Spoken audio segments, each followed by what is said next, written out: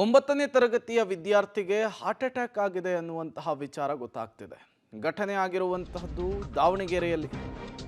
ಇನ್ನೂ ಒಂಬತ್ತನೇ ತರಗತಿ ಹಾರ್ಟ್ ಅಟ್ಯಾಕ್ ಆಗಿರುವಂತಹದ್ದು.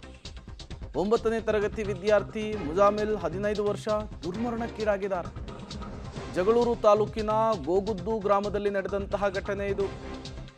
ಚಮನ್ ಸಾಬ್ ಫಾತಿಮಾ ದಂಪತಿಯ ದ್ವಿತೀಯ ಪುತ್ರ ಅಂತ ಈತ. ಬೆಳಗ್ಗಿನ ಜಾವ ಬಹಿರ್ದೆಸೆಗೆ ಹೋಗಿದ್ದಂತಹ ಸಂದರ್ಭದಲ್ಲಿ ಹಾರ್ಟ್ ಅಟ್ಯಾಕ್ ಆಗಿದೆ. ಆಸ್ಪತ್ರೆಗೆ ತತ್ಕ್ಷಣಕ್ಕೆ ಸಾಗಿಸುವುದಕ್ಕೆ ಯತ್ನಿಸಿದ್ದಾರೆ. ಮಾರ್ಗ ಮಧ್ಯೆಯೇ ಬಾಲಕ ಉಸಿರು ಚೆಲ್ಲಿದ್ದಾನೆ. 9ನೇ ತರಗತಿ ಇನ್ನು ಈ ವಯಸ್ಸಿಗೆ ಹಾರ್ಟ್ ಅಟ್ಯಾಕ್ ಅಂದರೆ ಇದಕ್ಕೂ ಕೂಡ ಶಾಕ್ ಆಗ್ತಾ ಇದೆ.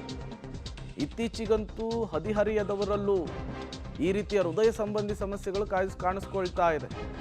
ಹಾರ್ಟ್ ಅಟ್ಯಾಕ್ ಪ್ರಕರಣಗಳು ಜಾಸ್ತಿ ಆಗ್ತಾ ಇದೆ.